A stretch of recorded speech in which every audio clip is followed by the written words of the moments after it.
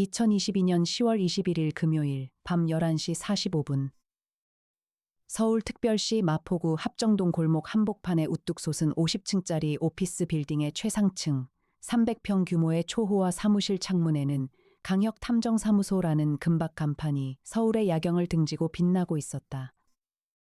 그 안에서 강혁은 왼손에 블랙커피 한 잔을 쥔 채 바닥부터 천장까지 이어진 통유리 너머로 한강의 불빛을 내려다보고 있었다.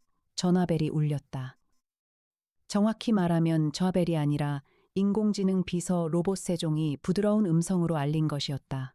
탐정님, 경기도 파주시 해일이 예술마을에서 긴급 의뢰 전화입니다. 강혁은 커피잔을 내려놓았다.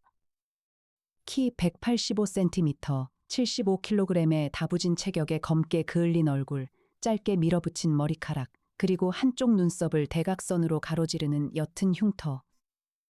처음 보는 사람이라면 19은 은퇴한 권투 선수라고 생각했을 외모였다. 그는 올해로 42살, 서울지방경찰청 강력계에서 16년을 복무한 베테랑 형사 출신이었다. 연결에 수화기 너머로 여자의 떨리는 목소리가 흘러나왔다. 도와주세요. 남편의 손이 피아노 위에서 움직이고 있어요. 잘린 손이요. 강혁의 눈썹 위 흉터가 미세하게 꿈틀했다. 형사 시절 수백 건의 사건을 다뤘지만 이런 신고는 처음이었다. 지금 바로 갑니다. 그는 사무실 한쪽에 마련된 최첨단 장비실로 향했다. 그곳에는 분석화학 전문가 이에나가 이미 노트북 화면을 응시하며 김밥 한 줄을 씹고 있었다. 밤 12시가 다 되어가는 시각에도 그녀는 언제나 준비되어 있었다. 에나 씨, 출동이요. 네, 탐정님. 파주 해이리까지 3시간은 안 걸립니다. 차로 1시간이면 충분해요. 이에나는 1998년생, 24살의 법화학 전문가였다. 국립과학수사연구원 법화학과 출신으로 강혁이 직접 스카우트한 인재였다. 훤칠한 키에 둥근 안경, 단정하게 묶은 머리카락, 어떤 상황에서도 흔들리지 않는 극도의 침착함이 그녀의 가장 큰 무기였다. 부검실에서도 태연하게 김밥을 먹는 대범함에 대해 동료들이 놀라면 그녀는 늘 같은 대답을 했다. 저혈당 예방이에요. 직업이식이 아니라 실용적인 행동입니다. 그 엉뚱하면서도 철저한 면모가 강혁으로 하여금 그녀를 곁에 두게 만든 이유 중 하나였다. 강혁 탐정사무소의 지하 주차장에는 최고급 승용차가 여러 대 대기하고 있었다. 이에나는 검은색 벤츠 S클래스의 운전석에 올라탔다. 그녀의 운전 실력은 경찰 특수기동대 출신 드라이버를 능가했으며 각종 장비를 다루는 솜씨는 맥가이버 수준이라는 평가를 받았다. 차가 합정동 골목을 빠져나가 자유로를 타는 동안 강혁은 조수석에서 의뢰 내용을 정리했다. 의뢰인 유서연 34세, 남편 백도현 41살, 직업 피아니스트, 현재 상태 사망 추정. 현장 경기도 파주시 해일이 예술마을 내 개인 작업실. 강혁은 차 안에서 눈을 감았다. 형사 시절의 버릇이었다. 현장에 도착하기 전 머릿속으로 3가지를 점검하는 것, 있는 것, 없는 것, 어색한 것. 이 순서로 단서를 포착하는 직관이 그를 강력계 최고의 형사로 만들었고 사직 후에도 대한민국 최고의 탐정으로 만들어준 비결이었다. 탐정님, 이에나가 핸들을 잡은 채 말했다. 백도현이라는 이름 혹시 기억나세요? 클래식 피아니스트, 쇼팽 국제 콩쿠르 3위 입상, 2019년에 교통사고로 오른손 손목 절단, 그 후 은퇴. 맞아요. 그런데 최근 뉴스에 나왔어요. 의수를 장착하고 복귀 리사이트를 준비 중이라고. 강혁이 눈을 떴다. 잘린 손이 피아노 위에서 움직인다. 그게 대체 무슨 소리지? 자유로 위로 한강에 차가운 바람이 불어왔다. 10월 하순의 밤 공기는 이미 겨울의 냄새를 품고 있었다. 강혁은 창밖으로 스쳐가는 가로등 불빛을 바라보며 생각했다. 한 가족의 평생이 단 하룻밤 만에 사라지는 잔인한 진실. 그것이 형사 시절 가장 견디기 힘들었던 것이었고 탐정이 된 후에도 여전히 그의 가슴을 짓눌렀다. 새벽 0시 43분 파주시 해일이 예술마을. 이에나가 차를 세운 곳은 마을 깊숙이 자리 잡은 2층짜리 붉은 벽돌 건물이었다. 1층은 피아노 연습실 겸 녹음 스튜디오, 2층은 주거 공간. 건물 앞 정원에는 가을 낙엽이 수북이 쌓여 있었고 현관 앞에서 유서연이 담요를 두른 채 떨고 있었다. 강혁이 다가가자 유서연은 고개를 들었다. 눈이 충혈되어 있었고 입술이 파랗게 질려 있었다. 안에 계세요. 남편이 1층 스튜디오에 강혁은 이해나에게 눈짓을 보냈다.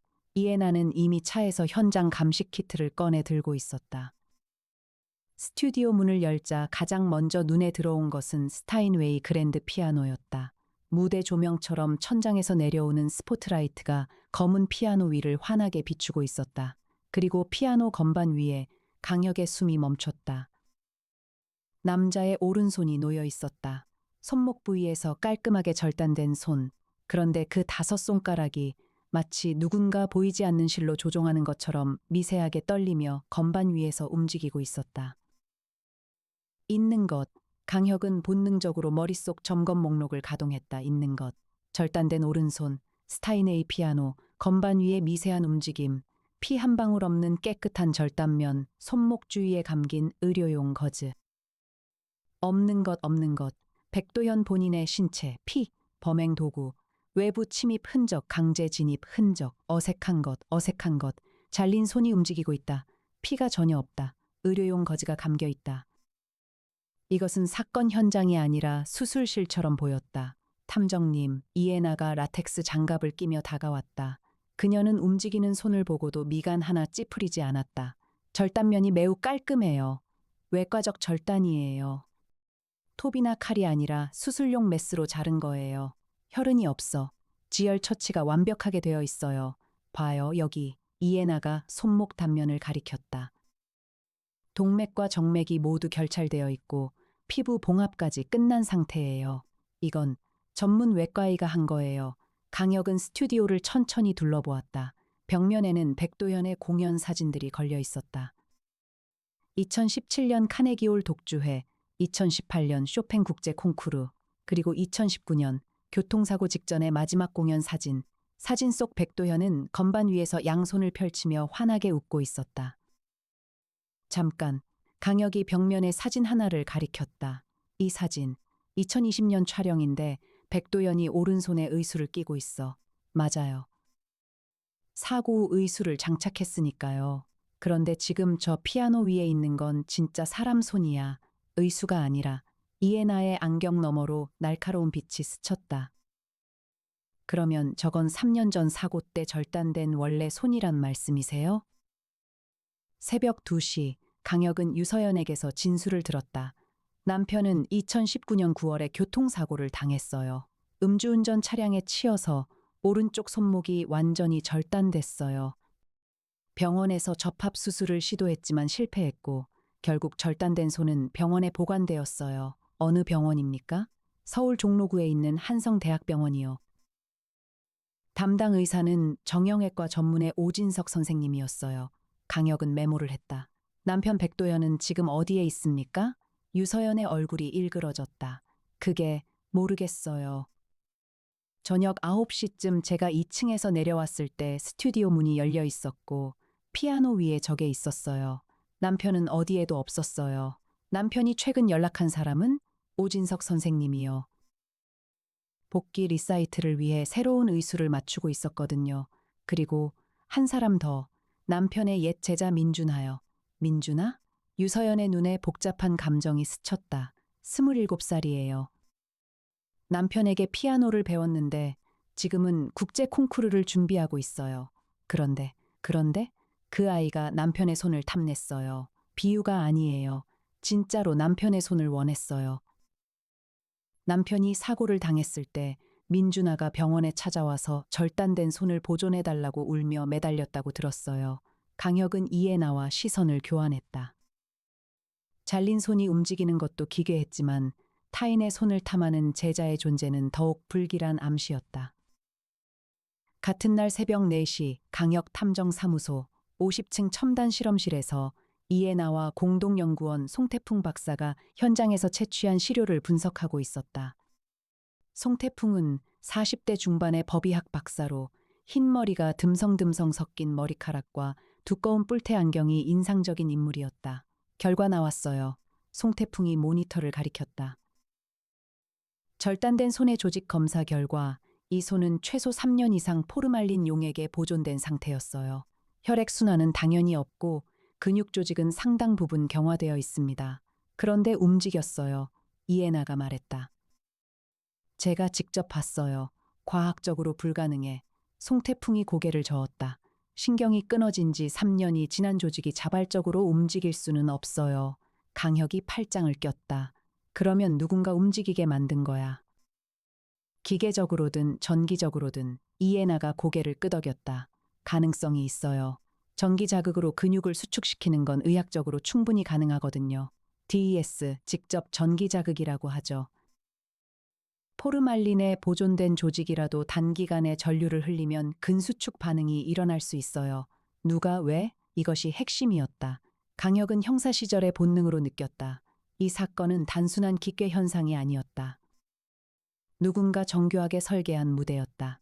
조수 나정희가 커피 트레이를 들고 실험실에 들어왔다. 30대 중반의 나정희는 사무소의 행정을 총괄하는 유능한 여성으로 초미인이라는 수식어가 붙는 외모와 달리 성격은 냉철하고 꼼꼼했다. 탐정님, 한성대학병원 정형외과에 확인했어요. 백도현의 절단된 오른손은 2020년 3월까지 병원 조직은행에 보관되어 있었는데 같은 해 4월에 반출 기록이 있어요. 누가 반출했어? 오진석 담당의 명의로 반출됐는데 사유란에는 학술 연구 목적이라고 적혀 있어요. 강혁의 눈이 좁아졌다. 오진석, 그 의사를 만나야겠어. 2022년 10월 22일 토요일 오전 10시 강혁은 종로구 한성대학병원을 찾았다. 이에나가 동행했다. 병원 로비에서 오진석 교수를 만났는데 그는 50대 초반의 마른 체격에 날카로운 인상을 가진 남자였다. 백도현의 손? 오진석은 진료실 의자에 앉으며 미간을 찌푸렸다. 그건 제가 반출한 게 맞습니다. 학술 논문을 위한 조직 연구 목적이었어요. 지금 그 손이 어디 있습니까? 오진석의 표정이 굳었다. 연구가 끝난 후 폐기 처분했습니다. 2020년 7월에 이에나가 끼어들었다. 교수님, 폐기 확인서가 있으신가요? 물론이죠. 사무실에 오진석이 서류함을 뒤지기 시작했다. 그런데 그의 손이 미세하게 떨리고 있었다. 강혁은 그것을 놓치지 않았다. 교수님, 강혁이 낮은 목소리로 말했다. 어젯밤 파주 헤이리에서 백도현의 절단된 오른손이 발견됐습니다. 피아노 건반 위에서 움직이고 있었어요. 오진석의 얼굴이 하얗게 변했다. 불가능합니다. 그건 제가 분명히 폐기하셨다고요? 그런데 존재하고 있습니다. 긴 침묵이 흘렀다. 오진석은 두 손으로 얼굴을 감쌌다. 사실은 폐기하지 못했습니다.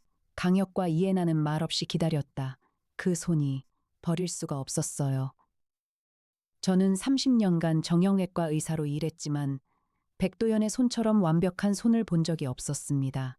피아니스트의 손, 건반 위에서 벌어지는 기적을 만들어내던 손이요. 저는 그것을 연구 목적으로 보존했습니다. 개인 연구실에. 그런데 누군가 가져갔다? 오진석이 고개를 끄덕였다. 2022년 9월 말 제 연구실에서 사라졌습니다. 신고하려 했지만 비합법적 보관이었기에 신고할 수가 없었어요. 누가 가져갔는지 짐작이 되십니까? 오진석이 입술을 깨물었다. 민준아, 백도현의 제자입니다. 그 아이가 몇 차례 제 연구실을 방문한 적이 있어요. 백도현의 손을 보러. 같은 날 오후 3시 강혁은 형 강민혁에게 전화를 걸었다. 형, 나야, 혁아, 무슨 일이냐? 강민혁의 목소리는 늘 단호했다. 검찰청 고위 간부인 그는 수시로 동생 강혁의 수사를 도와주었다. 민준아라는 사람 좀 확인해줘. 27살 피아니스트. 현재 주소와 최근 행적 알았다. 30분만 줘. 정확히 28분 후 강민혁이 회신했다. 민준아, 1995년생, 현재 경기도 파주시 탄현면 거주, 한국예술종합학교 음악원 피아노과 졸업, 2022년 9월부터 SNS 활동 중단. 주목할 점은 이 녀석 2020년에 정신과 입원 기록이 있어. 한양대병원 정신건강의학과. 진단명은 신체완전동 일성장애야. 신체완전동 일성장애? 간단히 말하면 타인의 신체 일부를 자기 것으로 느끼거나 특정 신체 부위에 대한 병적 집착을 보이는 장애야. 매우 드문 케이스지. 강혁은 전화를 끊고 이해나를 바라보았다. 애나 씨, 민준아의 집으로 갑시다. 이해나는 이미 차 키를 들고 서 있었다. 네, 탐정님. 내비게이션 세팅 끝났어요. 파주 탄현면까지 45분이면 도착합니다. 그녀는 늘 강혁보다 한 발 빠르게 움직였다. 의뢰 분석부터 교통편 예매까지 이해나의 철두철미함은 때로 강혁 자신도 혀를 내두르게 만들었다. 파주시 탄현면의 한적한 주택가. 민준하의 집은 2층짜리 단독주택이었는데 창문에 모두 암막 커튼이 쳐져 있어 낮인데도 어둠에 잠겨 있었다. 초인종을 눌러도 반응이 없었다. 강혁은 대문 옆 담장의 높이와 구조를 본능적으로 읽었다. 골목이나 담장 등 좁은 공간의 지리를 읽어내는 추격 능력은 그의 가장 큰 강점 중 하나였다. 열려 있어. 강혁이 현관문 손잡이를 돌렸다. 잠기지 않은 문. 내부는 어두웠다. 복도를 지나 2층으로 올라가자 방 하나에서 희미한 빛이 새어나오고 있었다. 강혁이 문을 열었다. 방 안은 실험실이었다. 아니, 실험실이라기보다 기괴한 박물관이라고 해야 했다. 벽면 선반에는 수십 개의 유리병이 줄지어 있었고 각 병 안에는 포르말린에 담긴 인간의 손이 보존되어 있었다. 어떤 것은 남자의 크고 억센 손이었고 어떤 것은 여자의 가늘고 긴 손이었다. 라벨에는 이름과 날짜가 적혀 있었다. 세상에 이해나조차 잠시 멈칫했다. 하지만 곧 침착함을 되찾고 라벨을 읽기 시작했다. 이것들 대부분 의과대학 해부학 실습 재료로 사용된 후 폐기된 것들이에요. 불법 취득이네요. 강혁은 방 한가운데 놓인 작업대에 주목했다. 거기에는 전자장비가 가득했다. 마이크로 전극, 전기 자극 장치, 그리고 초소형 모터가 내장된 투명한 실리콘 슬리브. 이거, 이해나가 장비를 살펴보며 말했다. 기능적 전기 자극 장치예요. FES. 근육에 직접 전류를 흘려 수축을 유도하는 장비인데 이걸 개조해서 절단된 손에 적용한 거예요. 무선 리모컨으로 제어할 수 있게 만들었네요. 그러니까 민준아가 백도연의 손을 훔쳐서 전기 자극 장치를 이식하고 피아노 건반 위에서 움직이게 만든 거야? 기술적으로는 그래요. 하지만 탐정님, 문제가 있어요. 뭐? 백도연이 실종됐잖아요. 유서연 씨 말에 따르면 남편이 사라졌다고 했어요. 그리고 이해나가 작업대 서랍을 열었다. 그 안에는 수술 도구 세트와 대량의 마취제가 있었다. 이 마취제 양이면 성인 남성을 6시간은 재울 수 있어요. 강혁의 표정이 굳어졌다. 이 사건은 단순한 신체 절도가 아니었다. 백도연이 살아있다면 민준아가 그를 어딘가에 감금하고 있을 가능성이 높았다. 그때 이해나가 작업대 위 노트를 발견했다. 펼쳐진 페이지에는 빼곡한 글씨가 적혀 있었다. 탐정님, 이것 좀 보세요. 노트에는 이렇게 적혀 있었다. 선생님의 손은 선생님의 것이 아니다. 그 손은 음악의 것이다.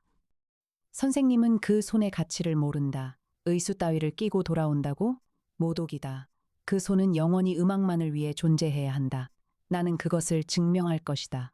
2022년 9월 28일자 일기였다. 사건 발생 이틀째 2022년 10월 23일 경찰에 실종 신고가 접수되었고 강혁의 형 강민혁이 검찰 차원에서 수사를 지원했다. 그러나 민준아의 행방은 묘연했다.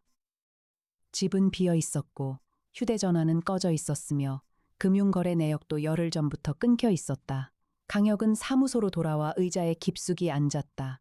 유리창 너머로 서울의 야경이 펼쳐져 있었지만 눈에 들어오지 않았다. 탐정님, 이해나가 따뜻한 차 한 잔을 내밀었다. 고마워, 애나 씨. 백도연 씨가 살아있을 거예요. 근거는 민준아의 노트 내용이에요. 그는 선생님의 손을 보존하고 싶어 하는 거지. 선생님을 죽이고 싶어 하는 건 아니에요.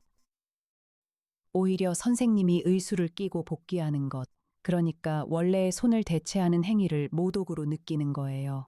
강혁이 고개를 끄덕였다. 그러면 민준아는 백도연을 살려둔 채로 그의 진짜 손이 여전히 음악을 할 수 있다는 걸 증명하려는 거군. 네. 그리고 그 증명의 무대가 바로 피아노 건반이었던 거예요. 전기 자극으로 손가락을 움직여서 마치 잘린 손이 스스로 연주하는 것처럼 보이게 만든 거죠. 하지만 유서연 씨가 그걸 발견한 건 계획밖이었을 거야. 민준아는 아마 백도현에게만 보여주려 했을 거야. 보세요. 선생님의 손은 아직 살아 있습니다라고 이해나가 안경을 밀어 올리며 말했다. 그렇다면 민준아가 백도현을 데리고 있는 장소는 피아노가 있는 곳이어야 해요. 그리고 방음이 완벽한 곳. 강혁은 밤새 생각했다. 민준아의 집착. 그것은 광기였지만 동시에 슬픔이기도 했다. 스승의 손에서 태어난 음악을 사랑한 제자가 그 손이 영원히 침묵하는 것을 견딜 수 없어 버린 일. 강혁은 탐정이 된 후 단순히 범인을 잡는 것을 넘어 사건 이후 피해자와 가해자가 어떻게 살아남고 삶을 이어가는가에 대해 깊이 고뇌해왔다. 이 사건도 마찬가지였다. 민준아를 체포한 후 백도현은 다시 피아노 앞에 앉을 수 있을까? 민준아는 그 뒤틀린 사랑에서 벗어날 수 있을까? 새벽 4시 이해나가 급히 실험실에서 뛰어나왔다. 탐정님. 찾았어요. 뭘? 민준아가 2022년 8월에 파주시 법원읍에 있는 폐업 녹음 스튜디오를 임대한 기록이 있어요. 월세 계약서가 부동산 등기 시스템에 남아 있었어요. 송태풍 박사님이 찾아냈어요. 강혁이 벌떡 일어났다. 2022년 10월 23일 새벽 5시 강혁과 이해나는 사무소 옥상 헬리포트에서 헬기에 올랐다. 파주시 법원읍까지는 헬기로 15분. 동시에 강민혁이 경찰 특공대를 출동시켰다. 폐업 녹음 스튜디오는 법원읍 외곽의 농로 끝에 자리 잡고 있었다. 콘크리트 건물 외벽에는 이끼가 끼어 있었고 간판은 벗겨져 읽을 수 없었다. 강혁이 건물 정문에 다가가자 안에서 피아노 소리가 들려왔다. 쇼팽 발라드 1번. 그런데 연주가 이상했다. 왼손 파트만 울리고 오른손 파트는 끊기듯 불규칙하게 이어졌다. 강혁은 문을 발로 걷어찼다. 무술 유단자인 그의 발차기에 철문이 안쪽으로 꺾이며 열렸다. 내부는 방음 처리가 완벽한 녹음실이었다. 그리고 그 한가운데 그랜드 피아노 앞에 백도연이 앉아 있었다. 살아 있었다. 그러나 그의 모습은 처참했다. 양 손목이 피아노 의자에 케이블 타이로 묶여 있었고 왼손만 겨우 건반에 닿을 수 있게 조정되어 있었다. 그리고 피아노 오른쪽 건반 위에는 다시 한번 그의 절단된 오른손이 놓여 있었다. 전기 자극 장치가 부착된 채로 미세하게 손가락을 움직이며 건반을 누르고 있었다. 민준아는 피아노 뒤 조정석에 앉아 노트북을 조작하고 있었다. 그의 눈은 광기로 빛나고 있었지만 동시에 눈물로 젖어 있었다. 들리세요, 선생님? 민준아가 속삭이듯 말했다. 선생님의 손이 아직 연주하고 있어요. 아직 살아 있어요. 민준아. 강혁이 낮고 단호한 목소리로 말했다. 민준아가 고개를 돌렸다.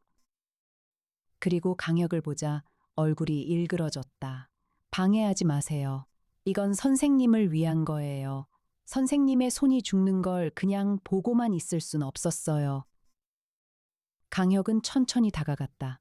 그의 움직임은 고양이처럼 조용하고 정확했다. 무술 유단자답게 중심이 한치도 흔들리지 않았다. 민준아, 나는 강혁이야. 탐정이지.